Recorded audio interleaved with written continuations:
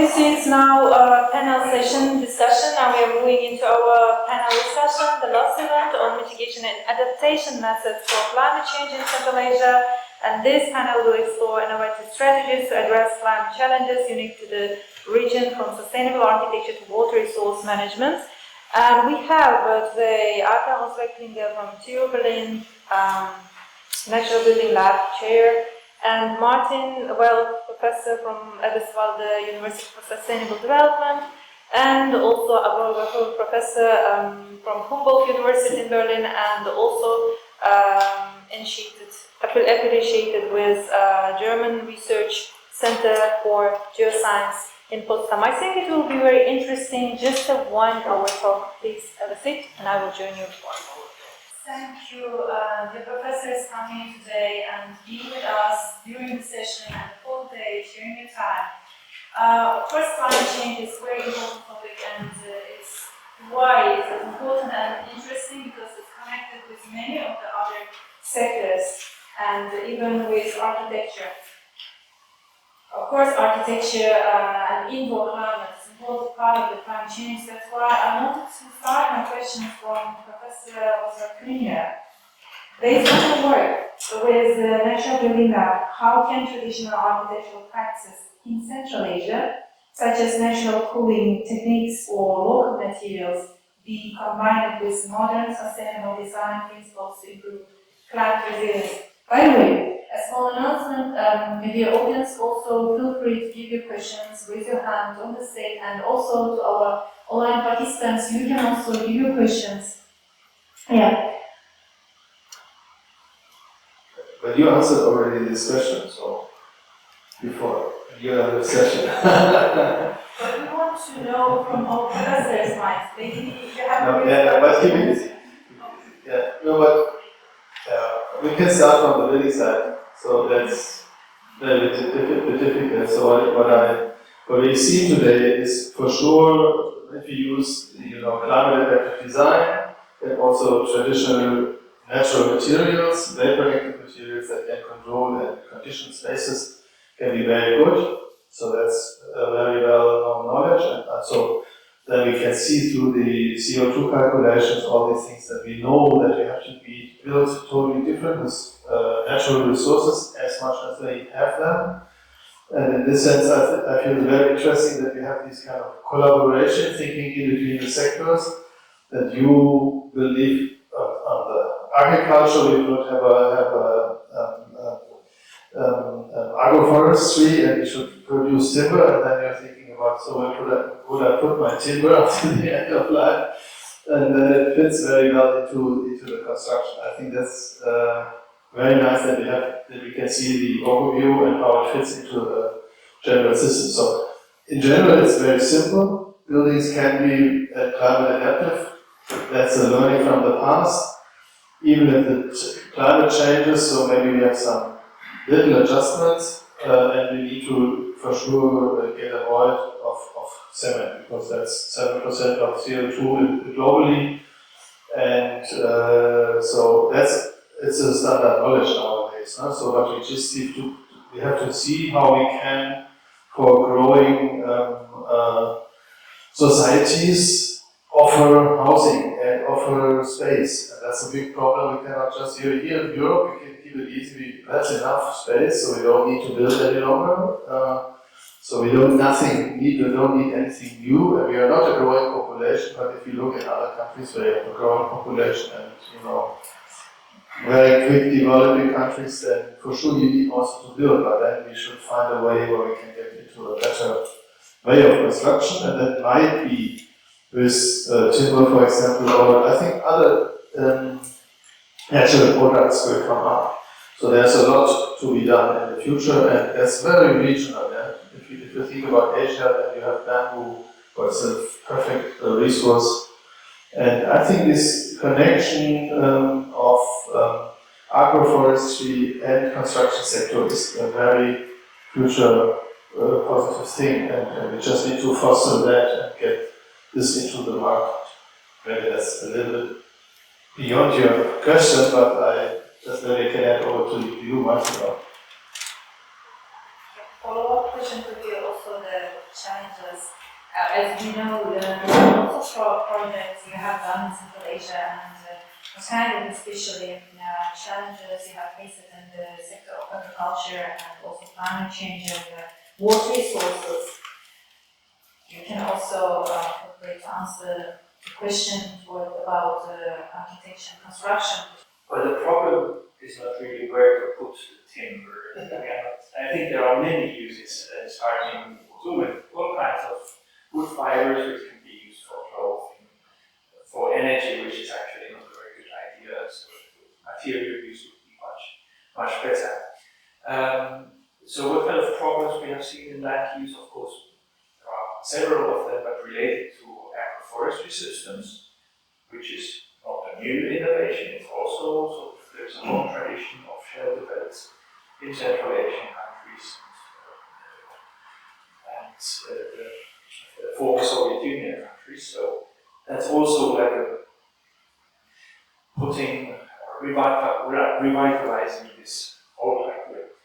But things have changed. One obstacle is the land ownership or land tenure system. So the field size is much smaller. People want to avoid having conflicts with their neighbor. There are issues of shading, etc., which is one reason why it has not really speeded off or taken off the idea of agroforestry. That's one reason.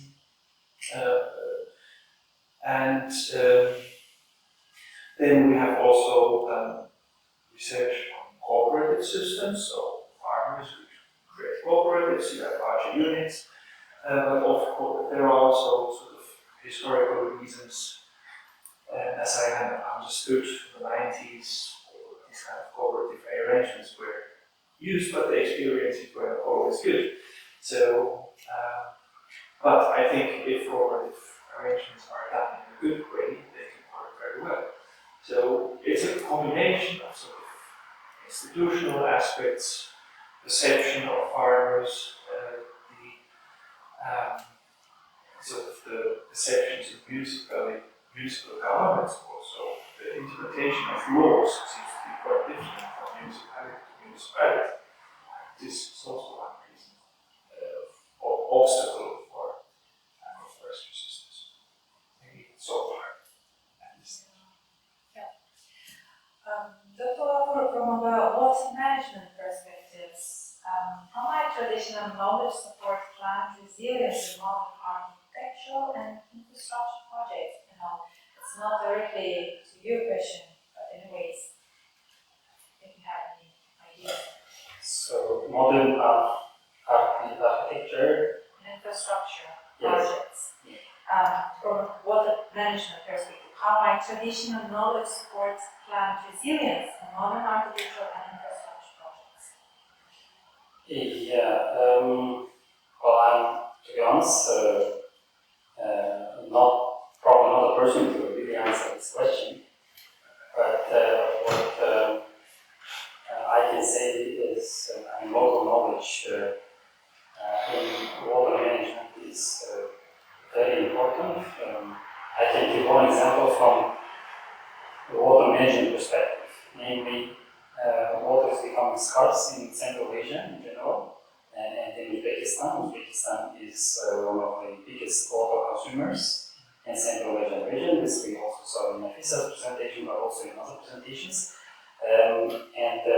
The government of Uzbekistan and also other Central Asian countries are trying to implement now the so-called modern water-saving technologies in combating water shortage issues in the region.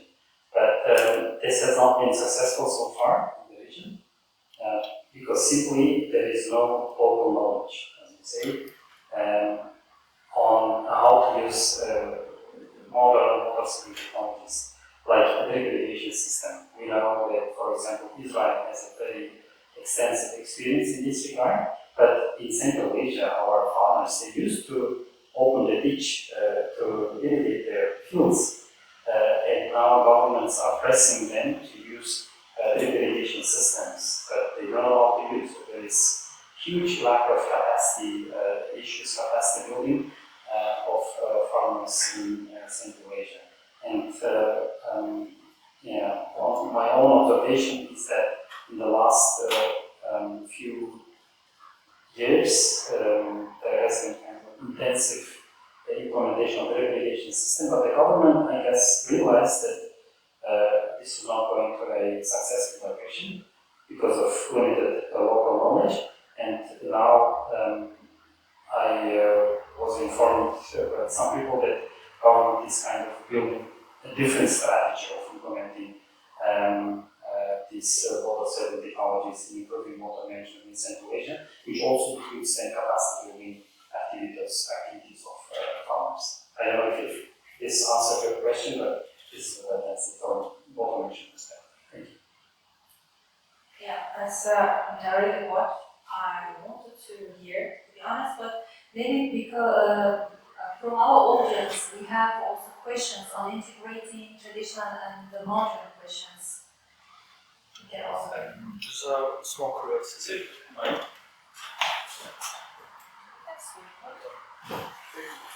It's a question for curiosity. Do you know how is the water raised in Central Asia and the different constructions? So people are concerned about the water raised as well for new architecture and stuff like this.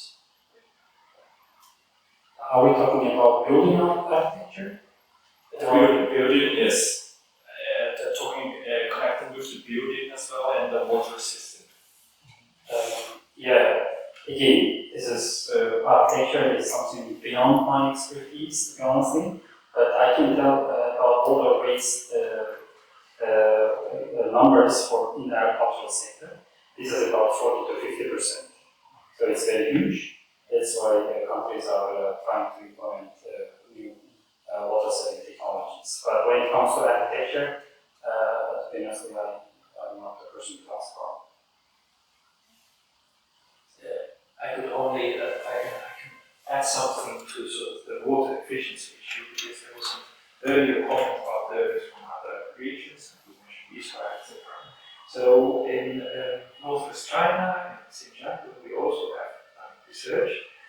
This issue has been also very prominent, and the eastern side of the Tianshan Mountain has many similarities in terms of climate, same climate, but nevertheless.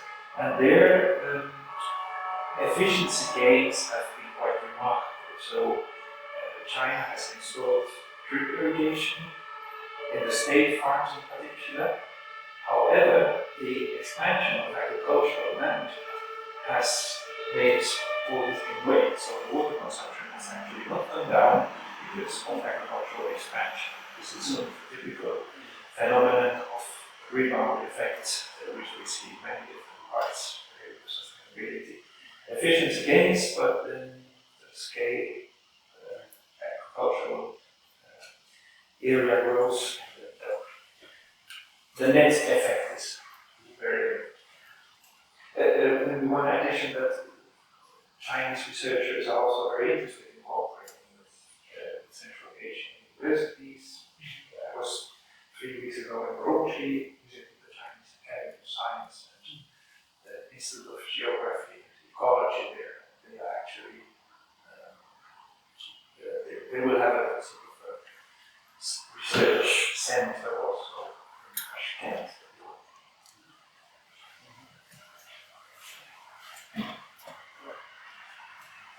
Yeah, thank you. I just have one question, a specific question after comment, so I was just wondering, because this whole day I was thinking about is to think about the tradition as a concept. We are talking here about traditional buildings, about traditional methods, and not connected to tradition, but what does a tradition really mean? And especially in the context of Central Asia, as an intersection of different the influence of different empires affected the whole development of the region. Well, is it possible to look at this concept traditional a bit more critically? What is really traditional, for example, in the modeling of houses?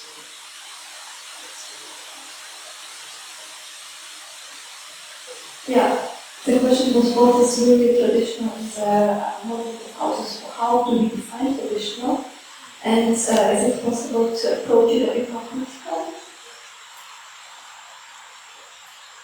That's the discussion this colleague also raised today. So, from the field of architecture, if you really adapt to a traditional way of living or traditional way of building, and the traditional typology. And I'm not sure if so I've got the problem, I've never been to Uzbekistan, so we just had it over on bonus and somehow to try to get as much information. But in most of the societies I've seen when I've been abroad, like the traditional way of living is gone.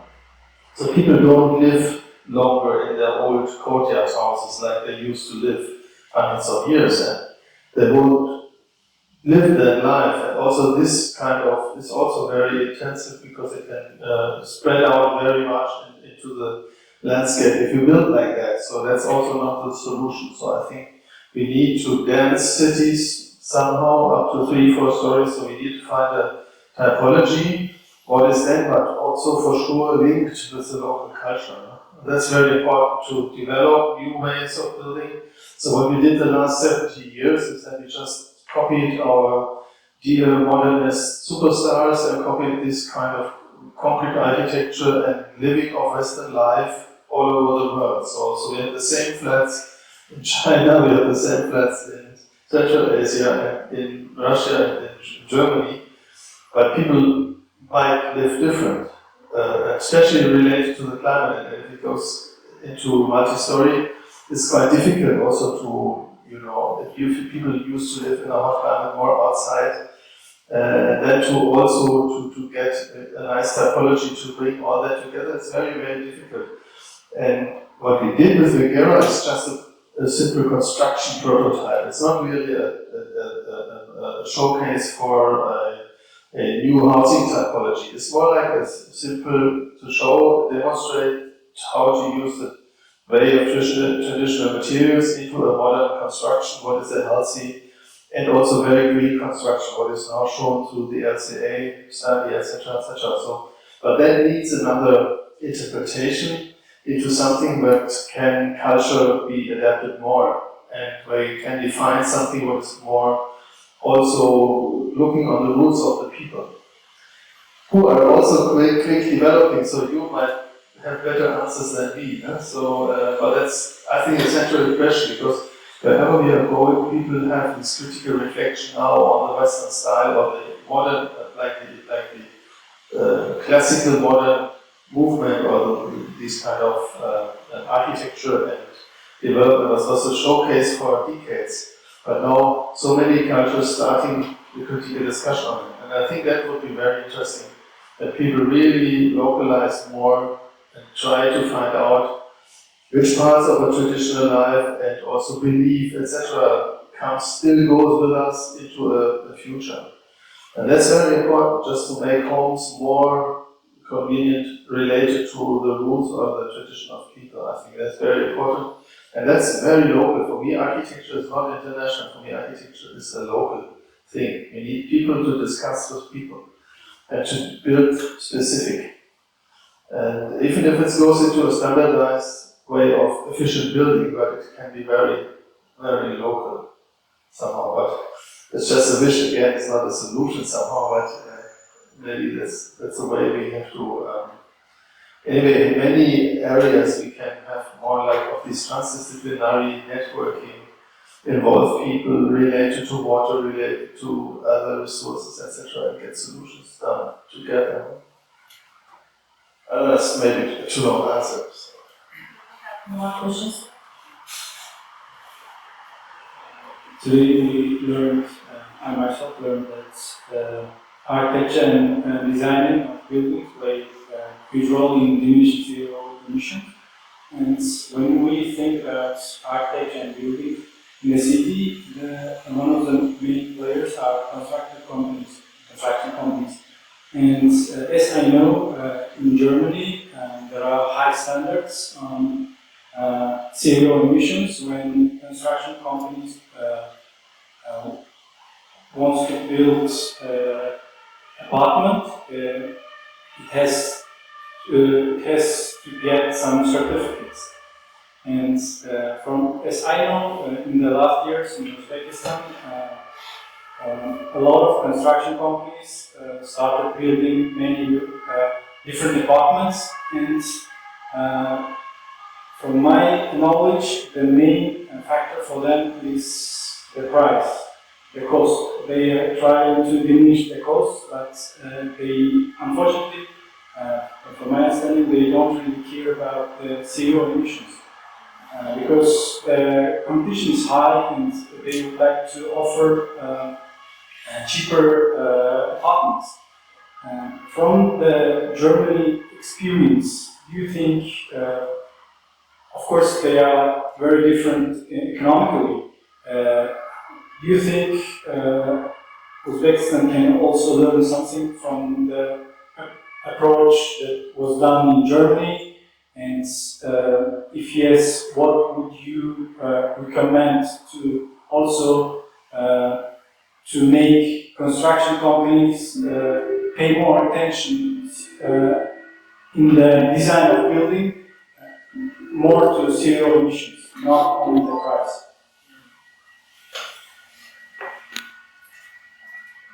I think the right answer is that better you don't learn from Germany. Because they're doing so many things wrong, and we're not really looking on CO2 in the construction. We just look on CO2 in heating and cooling. Try to get a neutral in the running phase, but not the construction phase. That we don't care at the moment. So we still also in Germany we build like concrete like, but we make efficient houses. But our problem of the last decades was, or the last 20 years, we have been focusing on energy efficiency. And we have put in ventilation systems to make things efficient. And that failed completely. So these buildings are getting unhealthy and they are not that efficient, and we have a rebound there. And at the end, it's the same like Martin was telling us for these other fields. So also in building sector, we build efficient buildings, but we consume more energy. And it is in the simple building. So, and the more technology we put in, so what we really should, and that in this sense, you know, we gave us a very good showcase. We really need to go back to a very simple way of construction and a very low-tech construction. This is absolutely not common in Germany. Everybody is talking about it at the moment. We have a very few pilot projects where we try to get out building technology, but still our belief, like 99% of our engineers believe in a technical solution, but that is not possible. And it's absolutely not for 10 billion people. We don't have a copper for the electric plugs, and we don't have the electric motors. So we have to come to very simple solutions, even if they need a little bit of energy. But we have discussed the 223 or 32 kilogram CO2 for the conventional building into something what is then 60, and if you come to something what is 40 kilogram per square meter, then it will be easy to get this through heat pump systems, etc., other solutions. But passive, that's the most important thing. And reducing. And that is so that I don't work from Germany. Thank you.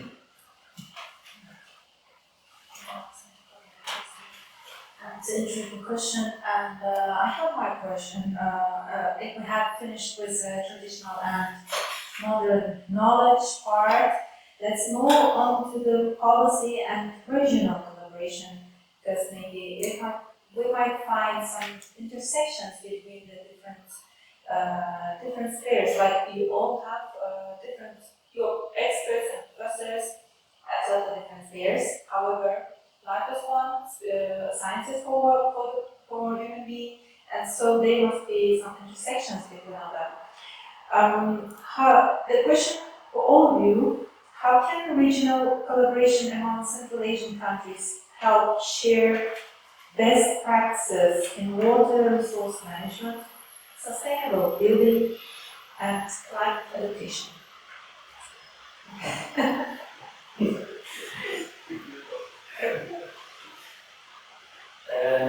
Yeah, it's a Very interesting question, but also not easy to answer. Yeah, so regional cooperation and regional learning from each other. Especially in water resources management, there has been a huge movement in the last years in Central Asia. And this is also because Uzbekistan, as a country in the middle of Central Asia, has changed its policy to more open economy, open policy, openness to the entire world. And this has also improved the relations between neighbor countries, Tajikistan, Turkmenistan, Kazakhstan, Kyrgyzstan. And I would earlier give an example of an irrigation project or implementing water-saving technologies in Uzbekistan. There was a meeting last September, so 2 months ago, in Astana, where Chancellor Scholz visited Astana and all the Central Asian presidents came together. And I was able to receive the protocol of this meeting, and one of the points there that was mentioned was regional approach, collaborative approach in implementing water-saving technologies. And there is also in this protocol an action plan written, and one of the action plans is to establish a regional water-saving technology center in one of the countries. It's not decided yet where, but they want to collaborate in this regard in combating climate change impacts together with all the countries. And this is, I think, one example where we can say that other Central Asian countries are learning from Uzbekistan or the other way around. This is what I can say when it comes to sustainable building infrastructure. I think the experts can answer this question. But what I can say also in this regard is until about 2016, we visited a lot Kazakhstan because Almaty was kind of a hub for international meetings, international organizations. And I was visiting all the time Almaty, and I was looking at buildings, new buildings there that were kind of under construction. And there I had a chance to talk to one person who was involved in these construction issues. And this guy actually talked at that time about climate resilient and efficient housings, and I was very much surprised that Kazakhstan was already in the stage of discussing these topics, where Uzbekistan did not really think about this at that time. Maybe they have more bigger projects. Maybe they have more bigger type projects, but currently I also see in Uzbekistan this kind of developments, and I do hope that they learn from these construction companies in Kazakhstan, for example, in building climate resilient housing in Central Asia. This is what I think. Yeah, it's very informative. And what's happening in your sphere? Yes, I can add more from the research perspective. So what can academic research or applied research do to enhance cooperation between sectors, I think, but also between countries. And in our research project, we have tried to have this transdisciplinary approach, so interdisciplinary, plus engaging different stakeholders in the research activities through different methods, visualizing complex systems, etc. And I think academic research and exchange can have a role to play. Last week, one of our projects, Transit, at the final workshop in Kazakhstan, and I'm not sure if all the Central Asian countries were represented. I think Turkmenistan was not there, but the other countries were represented. And sort of bringing the ideas that we discuss here as researchers into policy sphere, I think is very important. There is some interest. The Uzbek minister visited HDE 1.5 years ago. Was very interesting, and they also told that there are new ideas for universities for sustainable development and possibilities for collaboration. And let's hope that our research actually has an impact on policies. Yeah, well, very inspiring that something is happening. At least we have action, and not result yet, but not huge result yet, but at least actions and research projects in this area. But what about the sustainable building sector? I'm sure you have a large experience in this area of sustainable buildings, but not exactly in Central Asia very much. But could you give some samples from your expertise background that we can get an example? You can use it, implement it as a sample in the future. Of sustainable living, we have plenty of those model and pilot projects all over the world, but nobody, I met this guy, a little anecdote, Gernot Minke, he's one of the old pioneers of green earth building. He's known all over the world from the 70s, 80s, and he has built, so he made one day in the evening or in the evening for dinner, he mentioned to me, Eike, I got totally frustrated because I went to any country in the world, we have built prototypes of earthen housing everywhere, but none of these places somebody copied it and did the second one. And that's a bit of the problem we have, so we do these nice things that we can say, oh yeah, we can do it, and nobody's doing it at the end. So we need to come into a rollout.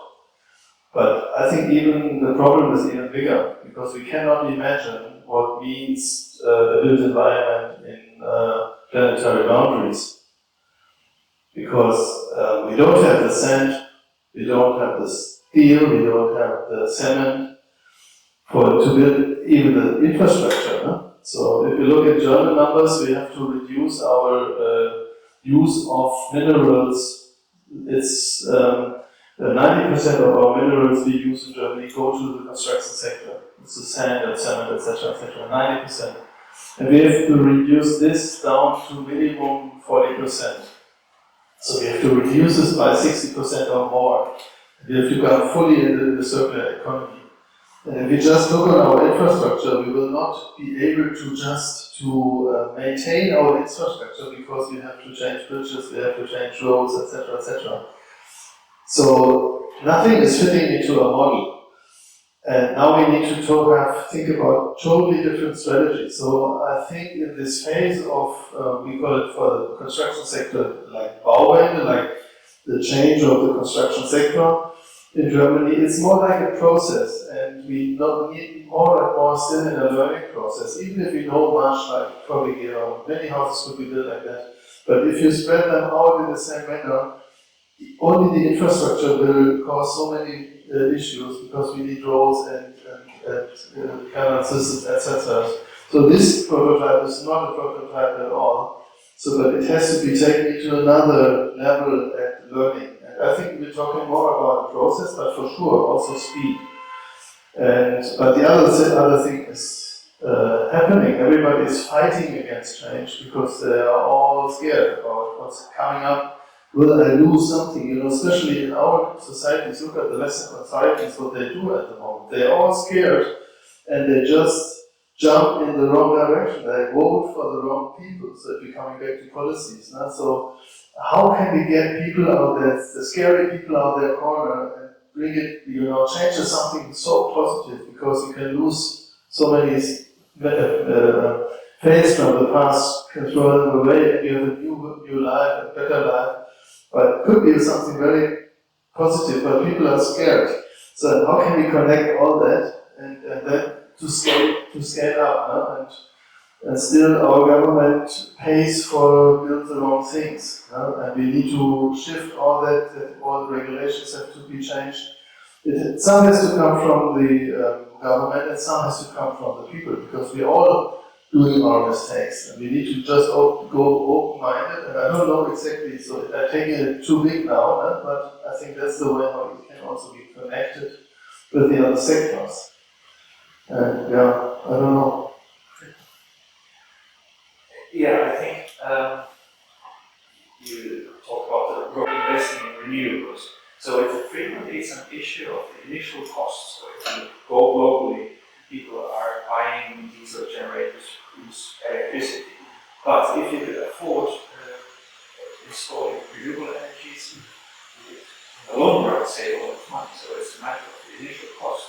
So the government could have CO2 taxes and direct this money to these initial costs, higher initial costs, either in the construction sector or in renewable energy. The second thought, when I went out here, there was a group of students, I saw slide sufficiency in life cycle assessment or something like this. And I think this is also a key issue. So, what is sufficient? And I think this issue will become more and more important when we look also at how we live, how much space we need, how much materials we consume. Yeah.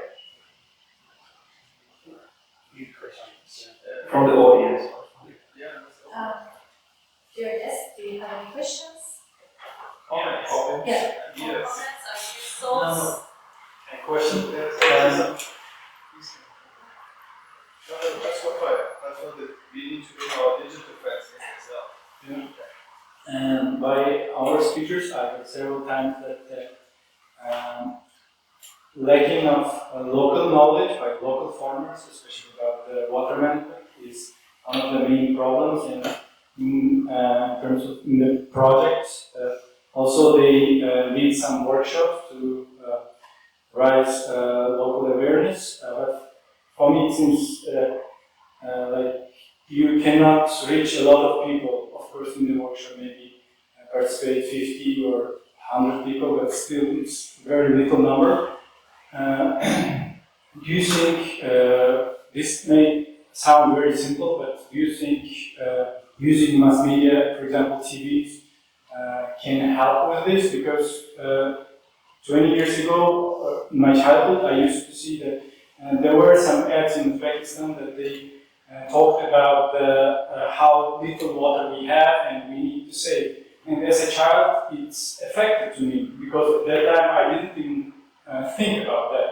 And for example, it's very simple. If you advertise speakers 10 times, after some time, people will start buying it.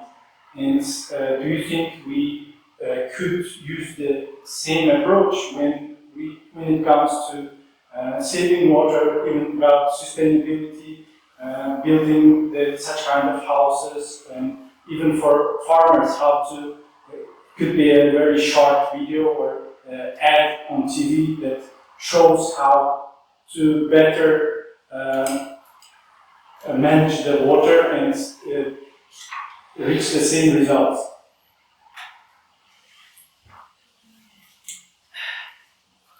Yes, thank you very much for this question. The answer is, of course, yes. But the problem here is, especially in these new water saving technologies, you need to have facts that are science-based. So scientifically solid and you need to analyze how much water is necessary and then what kind of impact is there on yield, on labor stuff, etc. One of the problems is that there is still no sound information on this in Central Asia. So to use in mass media, for example, and to convince farmers to use water saving technologies. This is still an ongoing process. I think it will come in the next years. But regarding the role of mass media, I have maybe one example from Tajikistan. And we also go to Tajikistan a lot, and we had a project with the Ministry of or Committee of Emergency Situations in Tajikistan on natural hazards. Because Tajikistan is a mountainous country, there's a lot of landslides, a lot of floods coming from mountainous area, and the problem there is people are just settling close to the rivers, near the rivers. And then flood is coming, and then there is so many fatalities, losses, etc. and they complain to the government saying that you don't help us, look what is happening with us. The Committee of Emergency Situations told us last year that one of the challenges they have is how to resettle these people to another place. And they even offer, the government even offers them a modern house in Dushanbe, in the capital, but they don't go because it's connected to their history, to their fatherhood. This is where they have been grown up, but they still require to protect them. So Tajikistan, we together worked with the Tajik government actually, kind of advertisements, television advertisements, where it clearly shows that, you know, during the hazard time, disaster time, how one should behave, or how to protect this even before that, not building houses in the risk areas, risk zones. So that's why I do think this is a very good and very strong approach, and also when it comes to climate resilient housing, this the type of housing stuff. I mean, if it proves to be very efficient and also with very little CO2 emissions compared to concrete-based or brick-based construction, it should be somehow advertised in the television to increase the public awareness on these issues.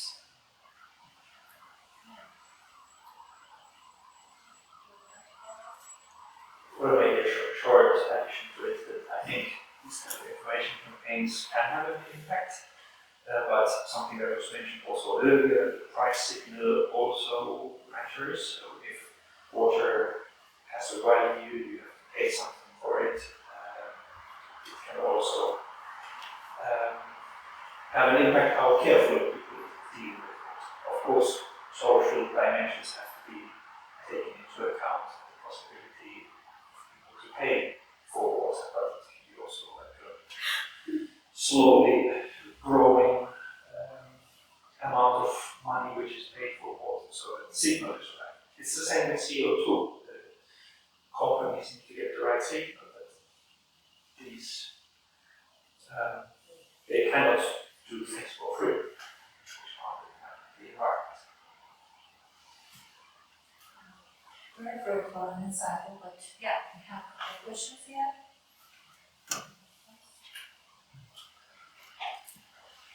I will probably rephrase a question from Johan. When we talk about traditions and innovations in climate resilience, which approach should be the first, or how to regulate them, how to manage them, top down or bottom up? That's probably roughly the same.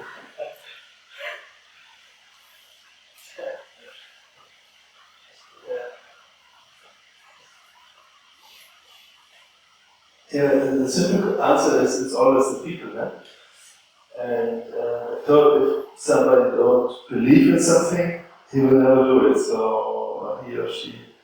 And I think at the end it comes, it needs both ends. The people need to trust in, but the most important thing is that you have a good governance. And governance is a huge problem in many cases. No? And I don't like to open up that political thing here, but what happened in our government, in our national government in the last 2 years, it's a nightmare. So there was this moment where we could have action into a green industry, into a green housing, and at least an energy efficient heating period that was already.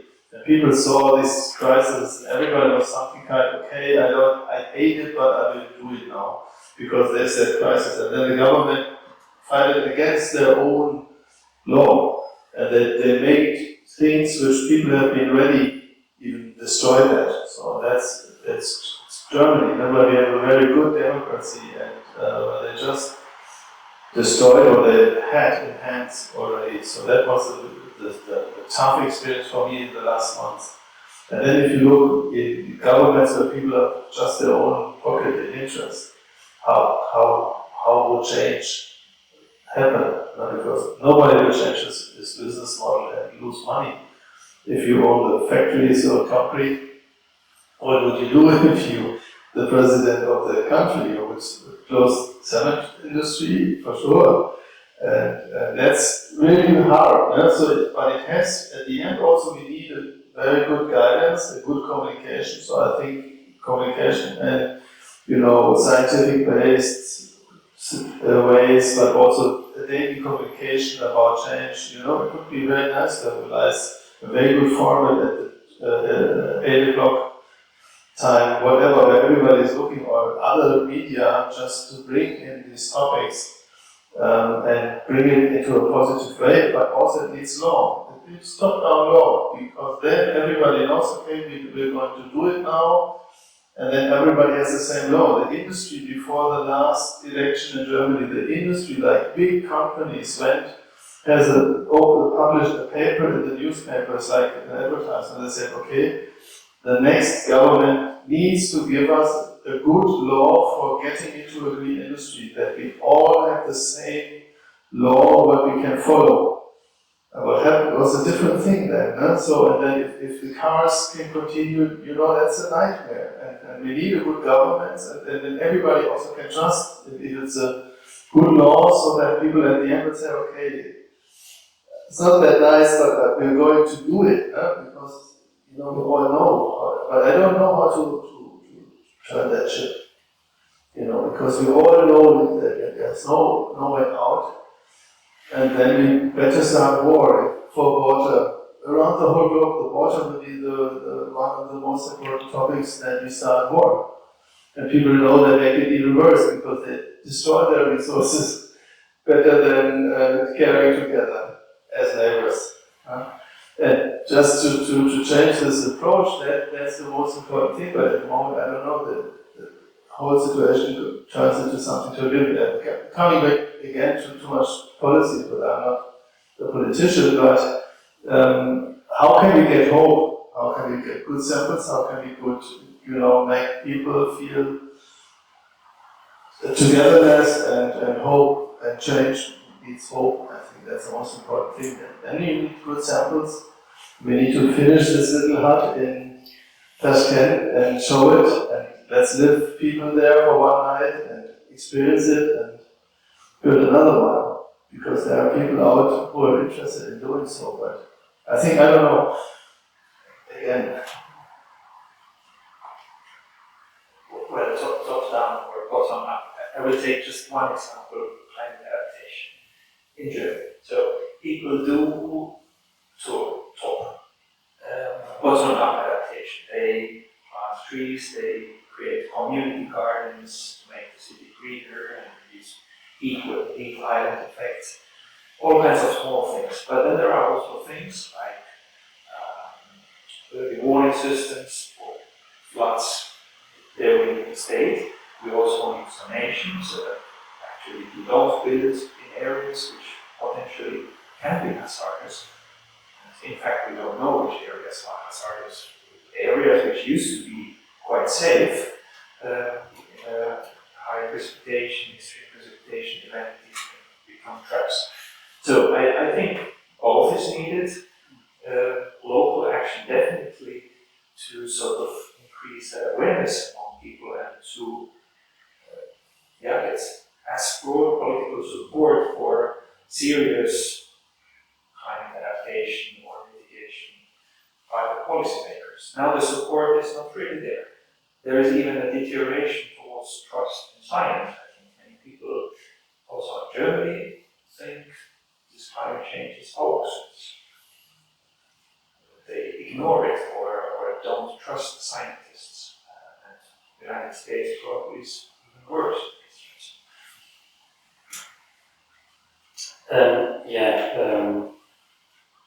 Just to connect to what you said, we've seen flood events in the last days in Spain, with over 100 people fatalities.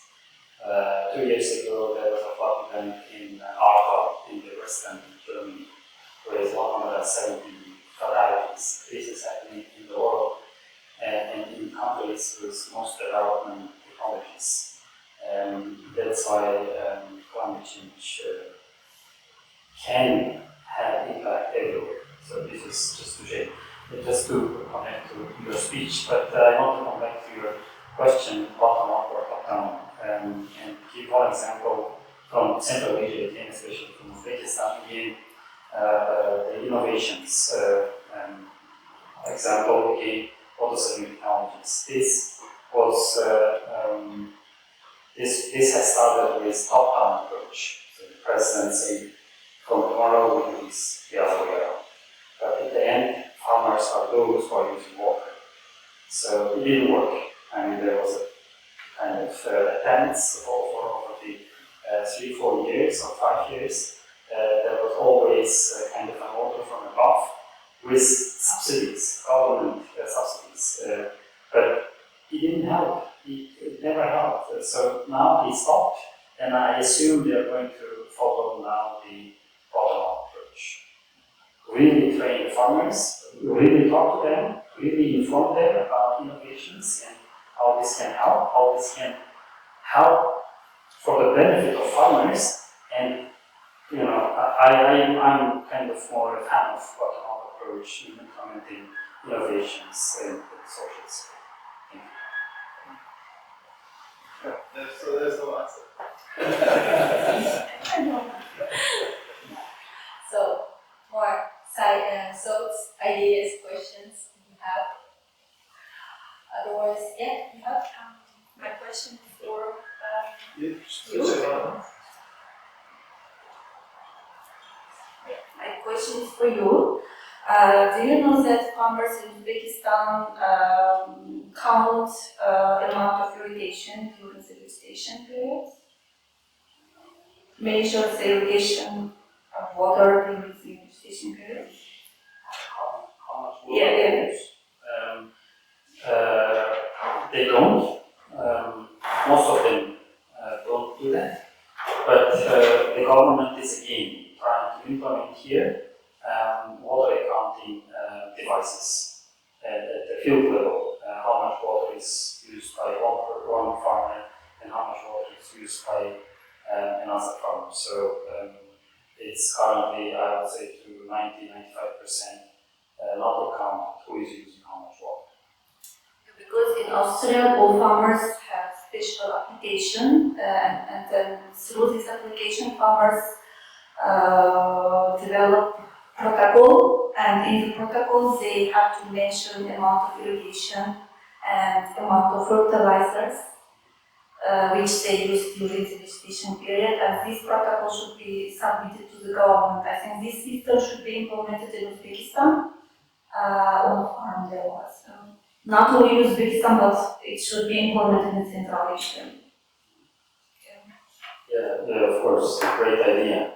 But water sector in Uzbekistan, I had a short chat with the member from Uzbek embassy today, and he told to me, if I'm aware, that Ministry of Water Resources has received the highest budget for 2025 among all other ministries in Uzbekistan.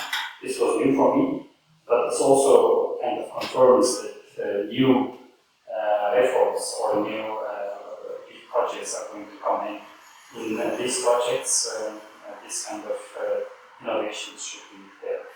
Partly, the ministers are also aware that it should be like this, but you know, water sector in Uzbekistan is a huge, complex sector, and it's not easy to implement new ideas, innovations. It takes years and a lot of resources. Oh, what information, yeah. Very insightful, yeah. I think our discussion is very dynamic with thoughts, ideas, and a couple of questions by our audience. Let's make my last question. I can please don't look at me like this. I'm going to give you the last question then. Yeah. I know. Thank you for your prestigious time. Yes. But it's a very important question maybe for our PhD students and also the story in science. Because coming back to science, my question regarding the how should be the main priorities for researchers and practitioners looking to advance climate resilience in architecture sphere, in water management, all the next decades.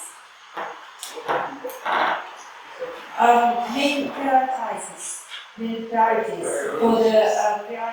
for researchers and practitioners looking to advance climate resilience in architecture. What should it be for the next decades? It's very simple, stop construction.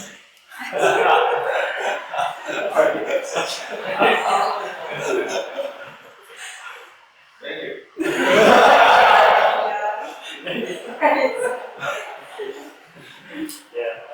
For architecture, there's a clear answer. For water, I cannot say don't use water.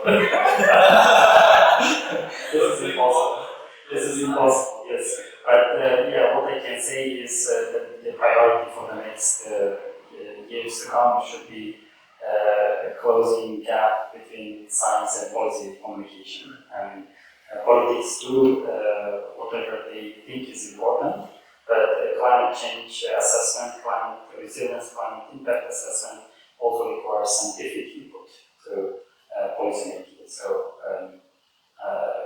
besides this climate science policy platforms to be established, I can also say that capacity building should be an important part. So, not very short answer as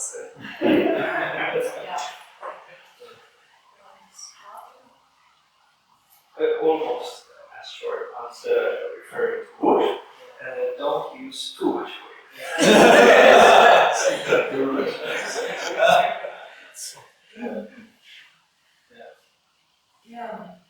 Okay, do we have any thoughts, ideas, master? Questions? Okay. Yes, we have 3 minutes left on the panels, but I don't want to share this 3 minutes because we have prestigious professors now. It's important to take their time and ask if they're not. Okay, would you like to tell us anything else or something, any kind of questions you wanted me to ask you on this topic? Climate resilience in Central Asia, tradition is innovation, that I missed, that I'm afraid to answer this. If you have your own ideas or thoughts. I would be very Yes, I have a question. I was just thinking how to break it down actually, because there were a lot of ideas here. For example, what Jeremy said about saving water, and I've been thinking about it because we were also talking about raising awareness among local populations, and my thought is even here in Germany.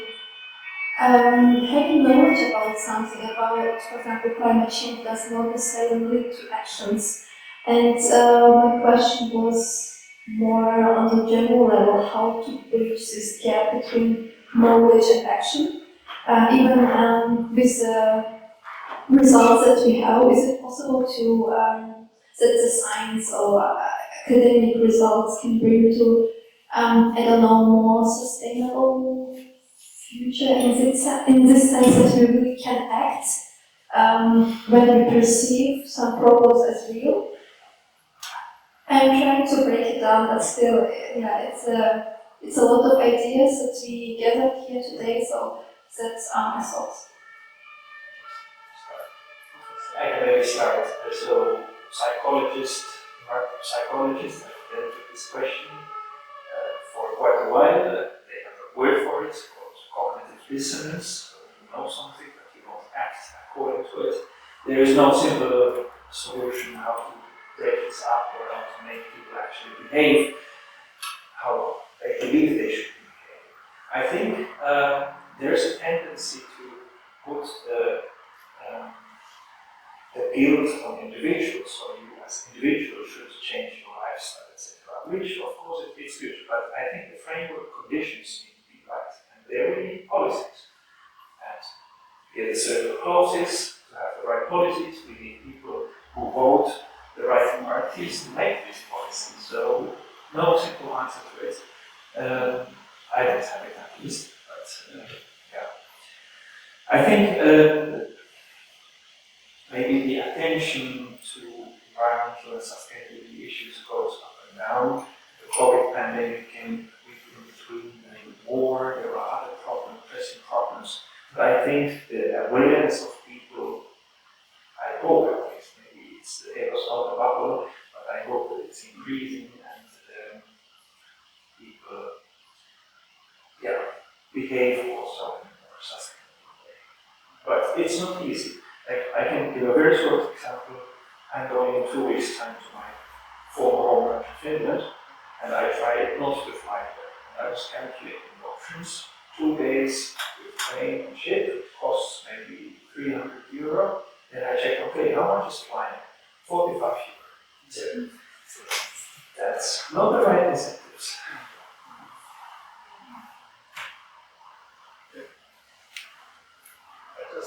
I just also give something positive. So if I'm, here at the university, you're linked with this next generation, and you see so many powerful people, and we just need to get out of our box. We are here, and we are, everybody's telling that he knows so many things, and just nobody is taking care about it, etc. But we have these politicians, they live a few roads from here. It's 10 minutes to the Deutsche Bundestag. You need to go there just because they are bad informed. You need to link up with society. We have to meet politicians. We have to invite them and stress them with our questions and ask them and just also make students aware of, being loud, standing up for what they know. And that can be easily done in a very early stage of your life. And I think we need to also question ourselves, and we need to link between the different ideas, etc., and to get to something what society can accept or what society can better understand at least, and then we need to go out and discuss it with people. I think that's very important, this transdisciplinarity.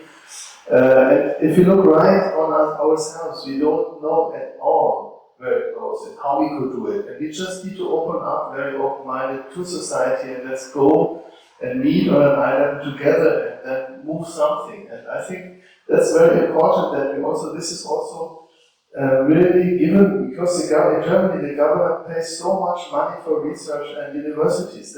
We have to go out and tell people what we do inside and let them participate, and it's so much easier than if people just can feel it somehow. Huh? And that's why I think my hope is the next generation for sure. But it's bad if, as an old man, you push everything on that, you destroy the planet, and they say, so now you have to solve it.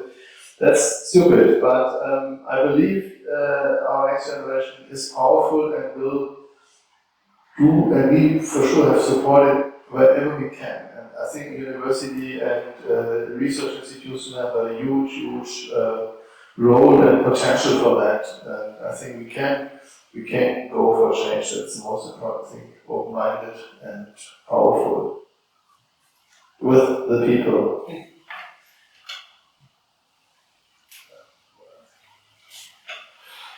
What else? I really don't want to finish this kind of discussion, to be honest, because of this but yeah, at this time we have to finish it. Thank you very much for the insightful thoughts, ideas, and also for the questions. And also thanks to the guests for your thoughts, ideas, and questions as well. I think this is the end of our event today, and to do it officially closed, I want to invite again our professor. Yeah, one more time. Before doing so, thank you so much for your participation.